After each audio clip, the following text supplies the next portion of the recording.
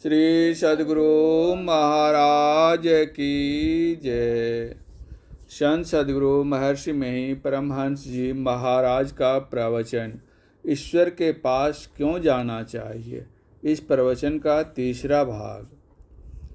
तुलसीकृत रामायण में नवधा भक्ति का वर्णन पढ़िए और उसकी प्रत्येक विधि से भक्ति कीजिए।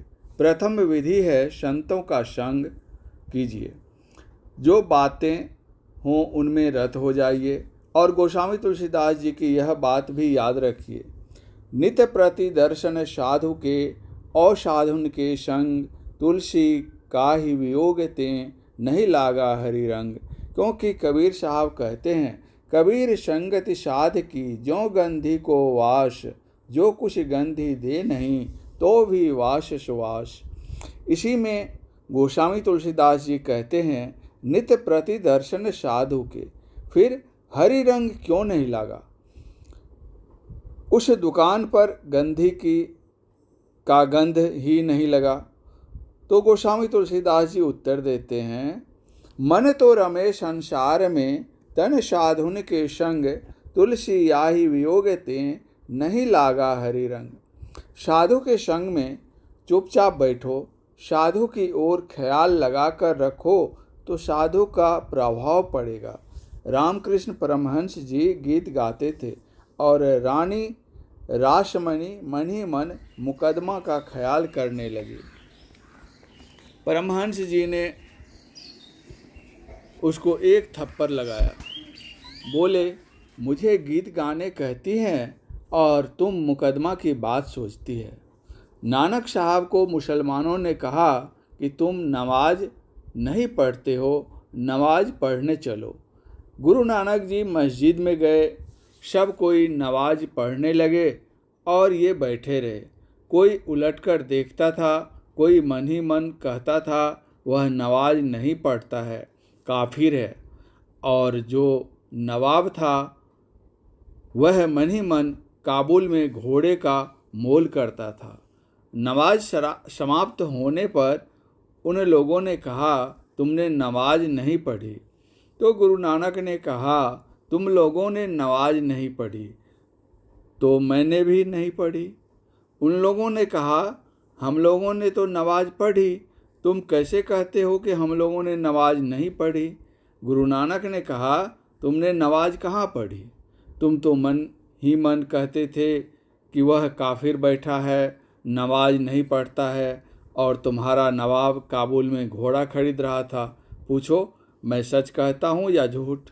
यह सुनकर उन लोगों ने कहा, छोड़ दो इनको, यह रोशन जमीर है। हाँ, तो साधु के संग में जाकर ख्यालों को छोड़िए, कथा प्रसंग में डूब जाओ। गुरुपद पंकज सेवा, तीसरी भगति अमान, चौथी भगति मम गुणगन, करई कपट तजिगान। जैसे छत्रपति शिवाजी समर्थ रामदास जी की सेवा करते थे, जैसे राय शालिग्राम बहादुर अपने गुरु की सेवा करते थे, ये यमुना जी से नंगे पैर पानी लाते थे। रास्ते में कोई कह दिया कि मेरे घर में पानी नहीं है, तो कहते ले लो।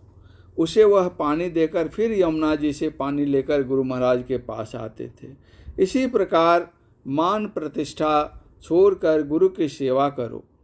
बेमन सेवा करेगा तो जो सच्चा गुरु होगा वह सेवा स्वीकार नहीं करेगा। इस तरह यहाँ भी मन लगाना है, किंतु गुरु के बारे में भी सचेत रहिए। बहुत लोग गुरु भक्ति के विषय में बहुत बात कहते हैं। वे कहते हैं गुरु सेवा के कारण बहुत बड़े बड़े अनर्थ हुए हैं। तो जानना चाहिए कि तन मन ताको दीजिए, जाको विषया नाही, आपा सब ही डारी के, राखे साहेब माही। कबीर साहब। राधा स्वामी साहब ने कहा, सुरत शब्द बिन जो गुरु होई, वाको छोरो पाप कटा।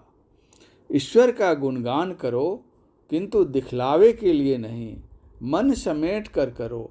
पांचवी भक्ति है, गुरु से जो मंत्र पाए हो उसको जपो। किसी मंत्र में विशेषता नहीं है, विशेषता जपने में है। किंतु जपने में भी ख्याल रखो, ऐसा न हो कि माला तो कर में फिरे, जीव फिरे मुख माही, मनवा तो दह दिशी फिरे, यह तो सुमिरन नाही। तब जप कैसा होना चाहिए? तो कहते हैं, तन थिर मन थिर वचन थिर, सुरत निरत थिर होए, कह कबीर इस पलक को कलप न पावे कोय। यदि कहो कि गोस्वामी तुलसीदास जी ने तो कहा है, भाव कुभाव अलख आलस हो, नाम जपत मंगल दिशि दश हो, तो जानना चाहिए कि जो प्रेम से नाम जपने से होगा सो कुभाव से कहने से नहीं होगा। अलख परमात्मा का, क्रोध से भी नाम लो किंतु मन से नाम लो। सोकर उठने से आलस होता है तो उस समय तो कोई विशेष बात मन में नहीं रहती है, एकाग्रता से जपना है। नाम जपत अस्थिर भया, ज्ञान कथत भया लीन, सुरति शब्द एके भया, जल ही डूबेगा मीन। इस तरह ख्याल छोड़ने कहते हैं। तब छठी भक्ति पर आते हैं, इंद्रियों को काबू में रखने का स्वभाव वाला बनो, बहुत से कर्मों से हटे रहो और निरंतर सज्जन के धर्म में लगे रहो। इंद्रियों को रोकने का स्वभाव वाला कैसे बनिएगा? केवल ख्याल से या और कुछ करना होगा? इंद्रियों को रोकने का स्वभाव वाला होने के लिए जानना चाहिए कि इंद्रियां चलायमान कैसे होती हैं। पहले कहा जा चुका है कि इंद्रियों से मानस धारा समेटने से उसके पास विषय रहने पर भी वह उसको ग्रहण नहीं करती। इसीलिए जानो कि ऐसी क्रिया होनी चाहिए जिससे चेतन धार अंतर्मुखी हो सके। विचार से मन को समेटोगे किंतु वह थोड़ी देर के लिए रहेगा, फिर वैसा ही हो जाएगा। भगवान श्री कृष्ण ने कहा कि समाधि में बुद्धि अस्थिर होगी। विचार द्वारा भी रोको और इंद्रियों की धारों को केंद्र में केंद्रित करो, तब दम का साधन होगा। इसके लिए ध्यान करना होगा। पहले देखे हुए पदार्थ को मन से बनाकर देखो। पहले बिना मोटे अक्षरों को लिखे महीन अक्षर नहीं लिख सकता। यहीं पर आता है, जिस रूप में आपकी श्रद्धा हो उसमें महानता है, उसका ध्यान कीजिए। ध्यान अपनी अपनी श्रद्धा के अनुकूल है। आपको एक रूप में श्रद्धा नहीं है तो दूसरे रूप का ध्यान कीजिए, किंतु ऐसी बात नहीं है कि जो रूप ध्यान आप करते हैं वह ध्यान दूसरे भी करें। यदि आपको किसी रूप में श्रद्धा नहीं है तो आप ईश्वर का नाम लिखकर ही उसका ध्यान कीजिए। आर्य समाजी भाई गुरु रूप का व किसी रूप का ध्यान नहीं मानते। मैंने कहा ओम लिखकर ध्यान करो। कितने सूफी लोग अलिफ या अल्लाह लिखकर ध्यान करते हैं। जय जय जय हनुमान गोसाई, कृपा करो गुरुदेव की नाई। गोस्वामी तुलसीदास को रघुराई और गुरु दोनों में प्रेम है। चाहे गुरु नानक या कबीर साहब जैसा बनो तब भी गुरु, और तुलसीदास जी जैसा बनो तब भी गुरु। इस प्रवचन का शेष भाग अगले प्रवचन पाठ में। श्री सद्गुरु महाराज की जय।